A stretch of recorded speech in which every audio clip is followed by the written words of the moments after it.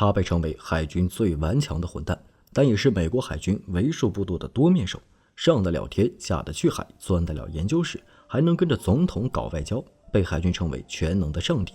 他就是美国海军5星上将欧内斯特·约瑟夫·金。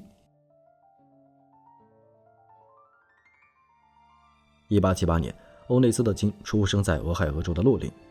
1897年，金从高中毕业后，被俄亥俄州第14区区长科尔的推荐下，进入美国海军学院学习。在校学习期间，曾在圣弗朗西斯科号战舰上服役了一段时间，并在此期间获得了他海军生涯的第1枚勋章。1901年，金从海军学院毕业，在海上服役了2年后，在1903年6月7日获得海军少尉军衔。后面几年在大西洋舰队的各个军舰中服役，到1906年回到海军学院担任教员。在校当教员期间，他对工作极端负责的态度给当时的海军学生们留下了很深的印象。在海军学院待了3年后，金回到了海上服役，先是在明尼苏达号上担任了3年的大西洋舰队第2战列舰分舰队参谋副官，又去新汉普郡号担任了1年的技术军官。1912年开始担任安纳波利斯工程实验局的局长。2年后，他回到了海上，担任卡森号驱逐舰舰长。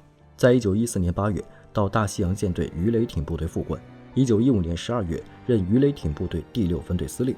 1916年，他进入1战期间大西洋舰队司令，并替梅奥海军上将的参谋部担任参谋，并在那里经历了第1次世界大战。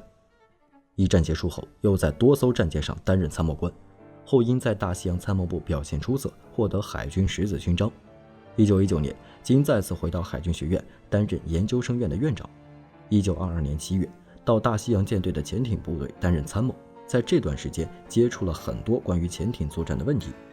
1922年11月，金开始担任第11潜艇分队司令，在1923年4月，同时还担任第3潜艇分队的司令。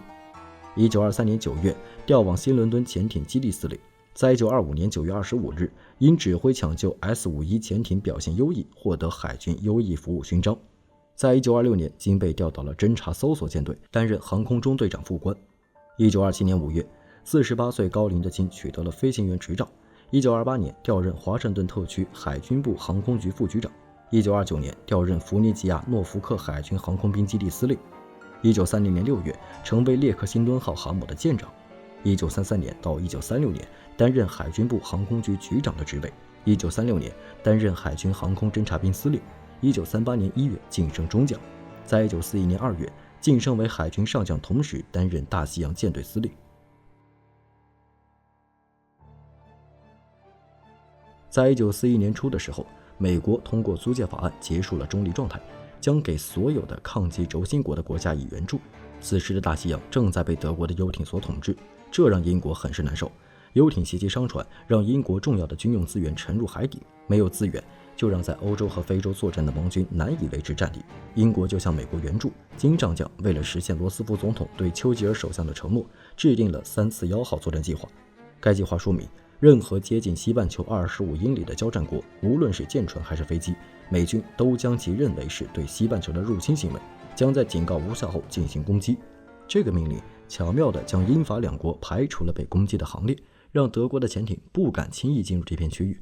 金上将这命令就很巧妙，在命令上没说任何一个国家，但又给了英法方便，间接地打击了德国。此时的美国还没有打算正面帮助盟国打击轴心国的想法，还是想和1战的时候一样，先把两边的钱赚得盆满钵满，再选择快赢的一方，以取得更大的利益。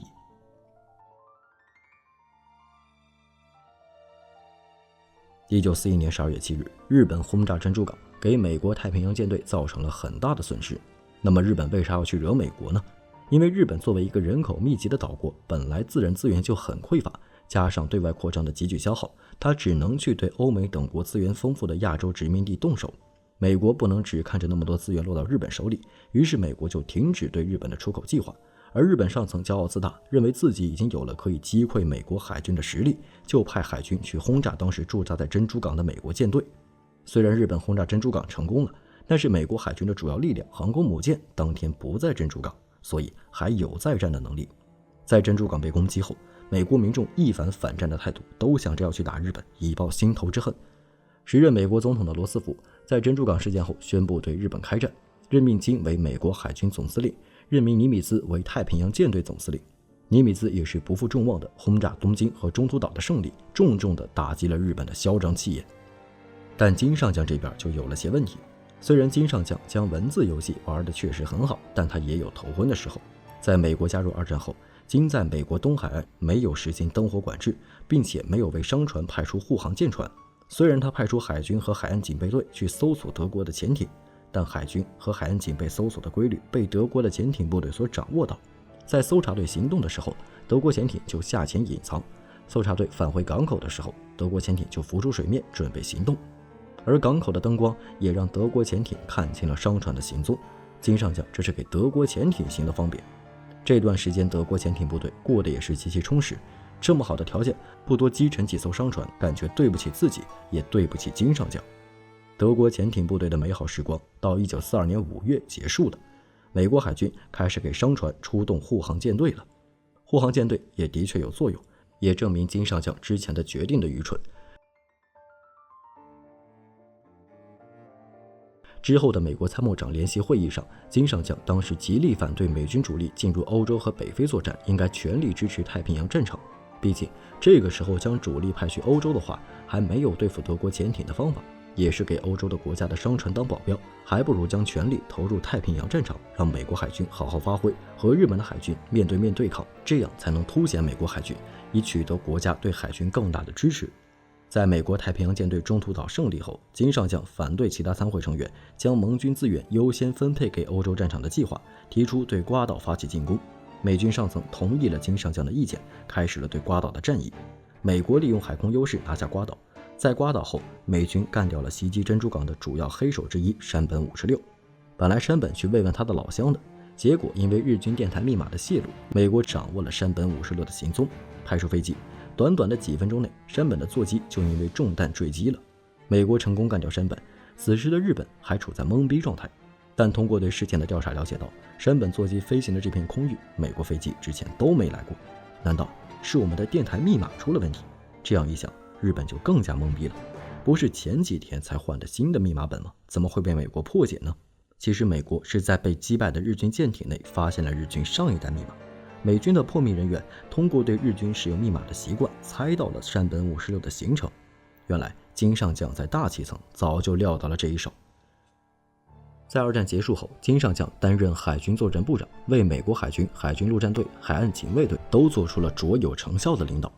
1956年6月25日，金上将在新汉普郡普兹茅斯去世，享年78岁。